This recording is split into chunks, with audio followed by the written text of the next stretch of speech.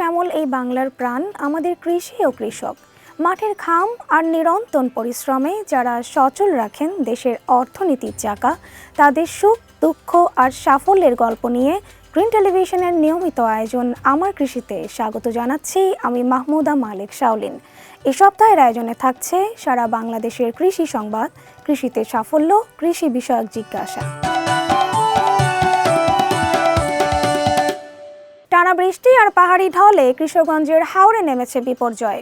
একদিনেই দেশের সর্বোচ্চ 160 মিলিমিটার বৃষ্টিপাতে তলিয়ে গেছে প্রায় 3000 হেক্টর জমির পাকা ধান। বোরো কাটার মৌসুমেই এমন পরিস্থিতিতে দিশেহারা কৃষকরা। ধান কাটার সময় যখন থাকার কথা উৎসবের আমেজ, ঠিক তখনই হাওরে নেমেছে দুঃস্বপ্ন। সোনালী ধানে ভরা মাঠ চোখের পলকেই ডুবে যাচ্ছে পানির নিচে। টানা ভারী বর্ষণ আর পাহাড়ি ঢলে প্লাবিত হচ্ছে কিশোরগঞ্জের হাওরাঞ্চলের নিচু জমি। ইটনা, মিঠামইন, অষ্টগ্রাম, নিকলি, করিমগঞ্জ, হোসেনপুর ও বাজিতপুর উপজেলার বিভিন্ন হাওরে তলিয়ে গেছে প্রায় 3000 হেক্টর জমির পাকা ধান। বুধবার জেলায় রেকর্ড করা হয়েছে দেশের সর্বোচ্চ 160 মিলিমিটার বৃষ্টিপাত। জমির পাশাপাশি ডুবে গেছে ধান শুকানোর খলাও। ফলে মারাই ও সংরক্ষণ কার্যক্রম প্রায় বন্ধ হয়ে পড়েছে। কাটটা নিয়ে জায়গা এটা শুকাইবো এরকম পরিস্থিতি কিন্তু আমরা নাই বর্তমানে। এই যেটি কাটা হয়েছে এটা আমার খলাতে করে লইছে, এটা তো আর কোনো লইবার কোনো বাও নাই দিন না উঠলে। কৃষকরা বলছেন হঠাৎ পানি বাড়ায় অনেক জায়গায় হারভেস্টার মেশিন নামানো যাচ্ছে না। বজ্রপাতের আশঙ্কা আর বৈরী আবহাওয়ায় দেখা দিয়েছে শ্রমিক সংকটও। ফলে চোখের সামনে পাকা ধান নষ্ট হওয়ার শঙ্কায় দিশেহারা কৃষকরা। পনেরোকের জমি মনে করেন করছি ঋণ করে, এগুলি সব চলে গেছে গা, এখন ধান কাটতে পারি নাই। ধানগুলা যদি আমরা না তুলতে পারি, আমরা লক্ষ লক্ষ মানুষ, হাজার হাজার মানুষ আমরা ক্ষতিগ্রস্ত। গাড়ি ধরে গেলে গাড়ি কাটে না, গাড়ি সিরিয়াল দেয় না। এটা করতে করতে করতে করতে করতে আজকে 10-15 দিন ঘুরতে ঘুরতে অনেকের সব চলে গেছে। কৃষি সম্প্রসারণ অধিদপ্তর বলছে ক্ষতিগ্রস্ত কৃষকদের তালিকা প্রস্তুত করা হচ্ছে। ক্ষতিগ্রস্ত কৃষকের তালিকা প্রণয়ন করে সেগুলো যথাযথ কর্তৃপক্ষ বরাবর প্রেরণ করা হবে। যদি আর ভারী বৃষ্টি না হয় কিংবা পাহাড়ি ঢল না আসে, তাহলে হাওরের ভাতগুলো রক্ষিত থাকবে এবং আমরা আশা করছি কৃষক তার ফসল ঘরে তুলতে পারবে। বছরের একমাত্র ফসল ধান ঘরে তোলার সময়ে হাওরে নেমেছে অনিশ্চয়তার ছায়া। দ্রুত আবহাওয়া স্বাভাবিক না হলে কৃষকের ক্ষতি আরও বাড়তে পারে। এমতো অবস্থায় সরকারি হস্তক্ষেপ প্রয়োজন বলে মনে করছেন সংশ্লিষ্টরা। বড় মৌসুমে টানা বৃষ্টি, উজান থেকে নেমে আসা পাহাড়ি ঢল এবং শিলাবৃষ্টির কারণে হাওর অঞ্চল সহ বিভিন্ন জেলায় তলিয়ে যাওয়া ফসলের ক্ষয়ক্ষতির পরিমাণ দ্রুত বাড়ছে। সুনামগঞ্জ, কিশোরগঞ্জ, নেত্রকোনা, হবিগঞ্জ সহ বিভিন্ন হাওর অঞ্চলে হাজার হাজার হেক্টর জমির আধা পাকা ও পাকা ধান পানির নিচে তলিয়ে গেছে। এতে প্রায় 2 লাখ টন চাল উৎপাদন কম হওয়ার আশঙ্কা দেখা দিয়েছে। 7টি জেলার হাওরগুলোতে এখন 46,730 হেক্টর জমির ধান পানিতে ডুবে আছে। সিলেট, মৌলভীবাজার, হবিগঞ্জ, সুনামগঞ্জ, নেত্রকোনা, কিশোরগঞ্জ ও ব্রাহ্মণবাড়িয়ার অধিকাংশ হাওর এখন পানিতে নিমজ্জিত। এই 7 জেলায় গড়ে 10.27% ধান ক্ষতিগ্রস্ত হয়েছে। নেত্রকোনায় আগাম বর্ষা আর পাহাড়ি ঢলে সৃষ্ট জলাবদ্ধতায় জেলার হাওর ও বিল এলাকায় পানিতে তলিয়ে বড় ফসলের ক্ষয়ক্ষতির পরিমাণ বেড়েই চলেছে। বৃষ্টি থাকায় মাঠের ধান কাটা শুকানো ব্যাহত হচ্ছে। এখনও জেলার 10 উপজেলার মাঠে পড়ে আছে প্রায় 72% ধান। আর শুধু হাওরেই কর্তনের বাকি রয়েছে 8000 হেক্টরের বেশি জমির ধান। শ্রমিক সংকটে জমির ধান কেটে ঘরে তুলতে পারছেন না বেশিরভাগ কৃষক। আমার হুতেরে আরো 3 রানি তলে উড়ে রয়েছে, 2 হুতে 2 আর জমিন গেছে রানি তলে। অনেক কামলা দুমলা কি মতাই পাইতাছি না তো, রাইতে রাইতে পানি আয় চলে যাচ্ছে লাগে। বাড়ি বিজাবে কেউ কুলাইতো না, 2000 টাকা রূপ চায়, রূপ পাওয়া যায় না। জেলা প্রশাসন ও কৃষি বিভাগ বলছে নেত্রকোনায় ক্ষয়ক্ষতির পরিমাণ বেড়ে 22,348 হেক্টরে দাঁড়িয়েছে। আমরা কিন্তু তাদেরকে সার্বক্ষণিক বলছি যে যারা যে ধানগুলো আমাদের স্ট্যান্ডিং আছে, দণ্ডায়মান আছে, যেগুলো পানির নিচে যায়নি, সেগুলো দ্রুত কাটছে এবং সেগুলো কিন্তু আমাদের কর্তন পরীক্ষা দ্রুত এগিয়ে যাচ্ছে। এদিকে টানা বৃষ্টিতে বিপাকে পড়েছেন বাগেরহাটের বড় চাষিরা। মৌসুমের শেষ সময়ে এমন অপ্রত্যাশিত বৃষ্টিতে পাকা ধান নিয়ে দুশ্চিন্তায় দিন কাটছে কৃষকদের। ধান সব পানিতে নষ্ট হয়ে গেছে, এক জমি উঠতে পারতেছে না, কিষান বাতে আমি লোক পাই না, কাটতেও পারি না, সব পচে গেছে।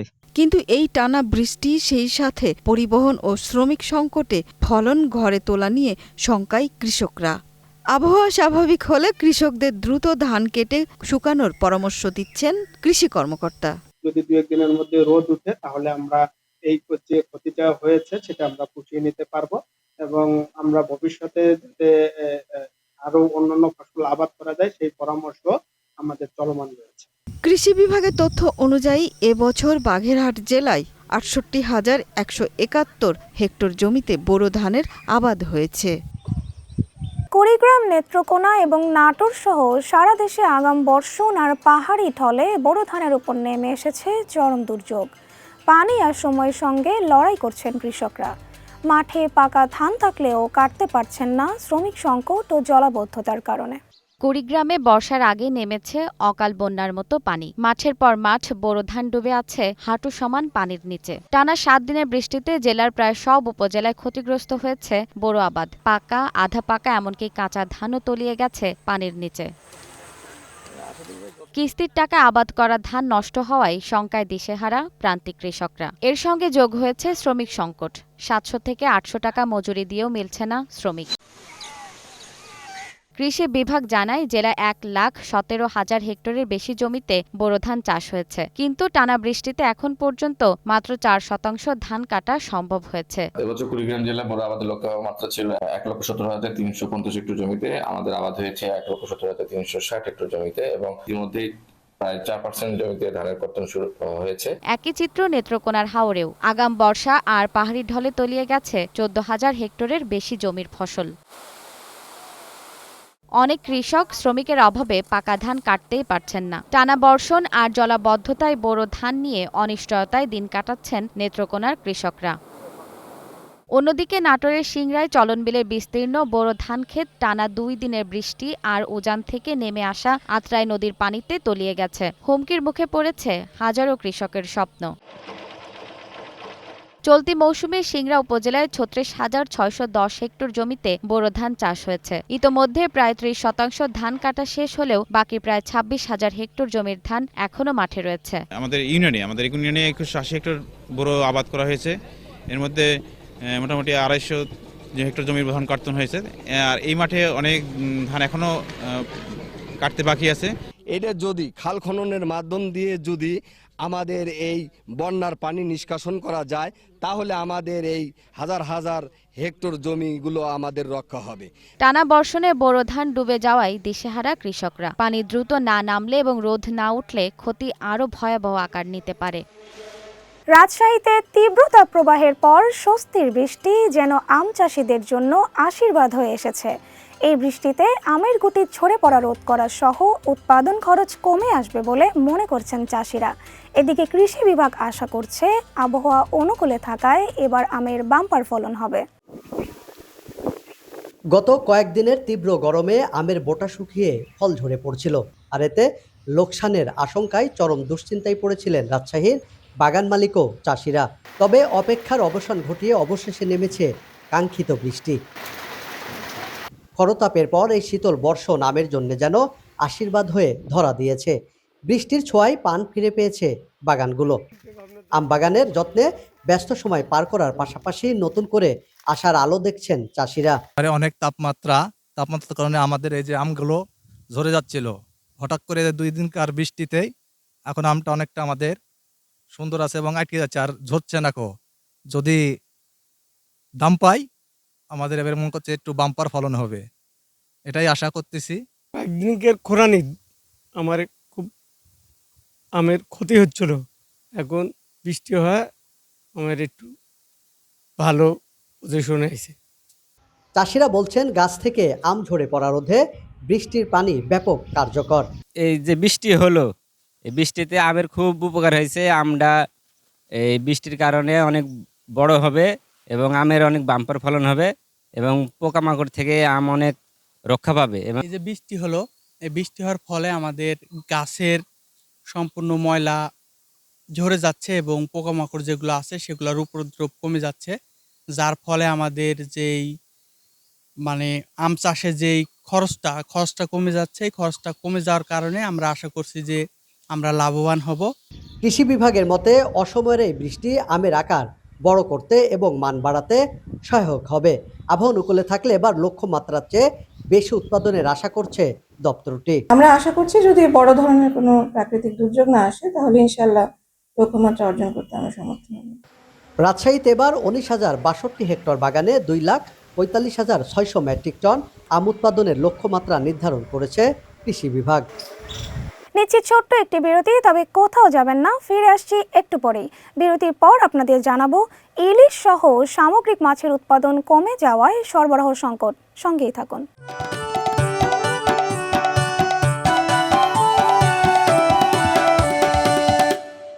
দর্শক, গ্রিন টেলিভিশনের সাপ্তাহিক আয়োজন আমার কৃষিতে আবারও স্বাগত।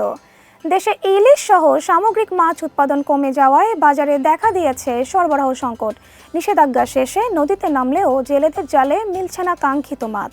অন্যদিকে সমুদ্রে মাছ ধরা বন্ধ থাকায় বাড়ছে সব ধরনের মাছের দাম। এতে বিপাকে পড়েছেন জেলে, ব্যবসায়ী ও সাধারণ ক্রেতারা। বরিশালের পাইকারি মাছের মোকাম পোর্ট রোডে এখন আর নেই আগের মতো কোলাহল।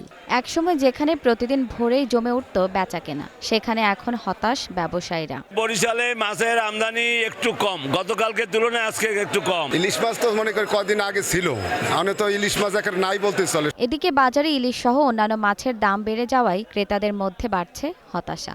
ইলিশ মাছটা সাধারণ মানুষ খেতে পারে না, অনেক দাম। 3,500 টাকা কেজি যায় ইলিশ মাছের। মৎস্য অধিদপ্তরের তথ্য অনুযায়ী গত 2 বছরে দেশে ইলিশ আহরণ কমেছে প্রায় 71,000 টন। অভিযানে গিয়েছি তখন ইলিশ আসলে খুবই কম, একেবারে নাই তা না, কিন্তু এটা সম্ভবত চর পড়ার কারণে এরকম হয়েছে। এদিকে ভোলায় 2 মাসের নিষেধাজ্ঞা শেষে জেলেরা মেঘনা ও তেঁতুলিয়া নদীতে মাছ ধরতে নামলেও মিলছে না কাঙ্ক্ষিত মাছ। জেলেরা অভিযোগ করছেন নিষেধাজ্ঞার সময় সরকার ঘোষিত সহায়তা সবাই ঠিকমতো পাননি, ফলে বাধ্য হয়ে অনেকে নিষেধাজ্ঞা উপেক্ষা করে নদীতে নেমেছেন। 2 মাসে চাল, ডাল, তেল, লবণ এগুলা বরাদ্দ করছে, কিন্তু আমরা নদীর মানুষ যারা এরা পাই না। এটাই আমি সরকারের কাছে জানাই যে অরিজিনাল জেলে যারা তারা যাই মালটা সঠিক মতন পায়। জেলা মৎস্য কর্মকর্তা বলেন, কয়েকদিনের মধ্যে নদীতে মাছের উপস্থিতি বাড়বে এবং পরিস্থিতি স্বাভাবিক হলে জেলেরা তাদের লোকসান কাটিয়ে উঠতে পারবেন। আমাদের বিশ্বাস এবছরের অভিযানটি সফল হয়েছে, তারা নদীতে বেশি পরিমাণে মাছ পাবে এবং তারা তাদের যে দাঁড় দেনা থেকে শুরু করে ঋণ সেগুলো তারা পরিশোধ করতে পারবে। অন্যদিকে ঝালকাঠিতে সমুদ্রে মাছ ধরা নিষেধাজ্ঞার কারণে বাজারে সব ধরনের মাছের দাম বেড়েছে। এক সপ্তাহে কেজি প্রতি 20 থেকে 30 টাকা পর্যন্ত দাম বেড়েছে বিভিন্ন মাছের। ব্যবসায়ীরা বলছেন, সামুদ্রিক মাছের সরবরাহ বন্ধ থাকায় চাপ পড়েছে স্বাদুপানির মাছের ওপর, ফলে বেড়েছে দাম। সংশ্লিষ্টরা বলছেন, নিয়ন্ত্রণহীন আহরণ, নদীর নাব্যতা সংকট ও পরিবেশের ভারসাম্য নষ্ট হওয়ায় মাছের উৎপাদন কমার মূল কারণ। কোরবানির ঈদ সামনে রেখে টাঙ্গাইলের ঘাটাইলে চলছে পশু মোটাতাজাকরণ। বিভিন্ন খামারে প্রাকৃতিক উপায়ে গরু লালন পালনে ব্যস্ত সময় পার করছেন খামারিরা। কোরবানি ঈদ ঘিরে ঘাটাইল উপজেলার বিভিন্ন এলাকায় ব্যস্ত সময় পার করছেন খামারিরা। ছোট বড় অসংখ্য খামারে চলছে গরু লালন পালন, পরিচর্যা এবং বাজারজাতকরণের প্রস্তুতি। ঘাস, খড়, ভুসি সহ দানাদার খাবারের সমন্বয়ে প্রাকৃতিক উপায়ে মোটা তাজা করা হচ্ছে গবাদি পশু। কুরবানি ঈদকে সামনে রেখে আমাদের এখানে প্রায় 100 মতো গরু মোটা তাজা করা হচ্ছে। সম্পূর্ণ প্রাকৃতিক উপায়ে প্রাকৃতিক খাবারে আমাদের গরুগুলো মোটা তাজা করা হচ্ছে। এখানে আমাদের 8 জন লোকের কর্মসংস্থান আছে। এটির মতো উপজেলার অন্যান্য খামারেও একই চিত্র। শ্রমিকরা সকাল থেকে রাত পর্যন্ত ব্যস্ত থাকছেন পশুর যত্নে। আমাদের এখানে দেশি, ফ্রিজিয়ান, সাইওয়াল, সিন্ধি এগুলো গরু আমরা মোটা তাজা করি। খড়, ঘাস, সাইলেস, দানাদার এইগুলা খাবার দিয়েই মোটা তাজাকরণ করে থাকি। মানে আমরা আশাবাদী যেন আমরা গরুগুলো অনেক ভালোভাবে বিক্রি করতে পারি। উপজেলা প্রাণী সম্পদ কর্মকর্তা বলেন, ঘাটাইলে এবার কোরবানির পশুর পর্যাপ্ত মজুদ রয়েছে। আমরা নিয়মিতই খামার পরিদর্শন করে থাকি। যে সমস্ত খামারিরা গরু মোটাতাজাকরণ করছেন তাদের খামারে আমরা যাই এবং তাদেরকে পরামর্শ দিচ্ছি কিভাবে প্রাকৃতিক উপায়ে গরু মোটাতাজাকরণ করা যায়। আমাদের ঘাটাইলে এবার যে পরিমাণ গরু মোটাতাজাকরণ করা হচ্ছে, আমাদের চাহিদার চেয়ে বেশি পরিমাণ গরু আমরা মোটাতাজাকরণ করা হচ্ছে। ন্যায্য মূল্য নিশ্চিতে ভারত বা মিয়ানমার থেকে চোরাই পথে পশু আসা বন্ধের দাবি জানিয়েছেন খামারিরা। কোরবানির ঈদকে ঘিরে খামারিদের মাঝে বেড়েছে ব্যস্ততা। এবার সেই ব্যস্ততার সঙ্গে যোগ হয়েছে দুশ্চিন্তা। পশু খাদ্যের লাগামহীন দাম বৃদ্ধি এবং ভারতীয় গরু প্রবেশের আশঙ্কায় বিপাকে পড়েছেন মেহেরপুরের গাংনী উপজেলার খামারিরা। কোরবানির ঈদকে সামনে রেখে মেহেরপুরের গাংনী উপজেলার খামারগুলোতে এখন ব্যস্ত সময় পার করছেন খামারিরা। গরু মোটা তাজা করে ভালো দামে বিক্রির আশায় দিনরাত পরিশ্রম করছেন তারা। তবে সেই আশায় ভাটা পড়েছে পশুখাদ্যের অস্বাভাবিক দাম বৃদ্ধিতে। ভুসি, খোল ও খড়সহ প্রায় সব ধরনের গোখাদ্যের দাম বেড়ে যাওয়ায় একটি গরু প্রস্তুত করতে আগের চেয়ে অনেক বেশি খরচ হচ্ছে বলে জানান খামারিরা। খাবারের যে উচ্চ মূল্য বৃদ্ধি পেয়েছে, এইটার কারণে হিমশিম খেতে হচ্ছে। যদি সরকারি পর্যায়ে খাবারের দাম একটা মিনিমাম পর্যায়ে রাখা হয়, তাহলে অবশ্যই বাংলাদেশ কৃষিপ্রধান দেশ হিসাবে এখানে গরু পালন আমাদের একটা লাভজনক পেশায় পরিণত হবে।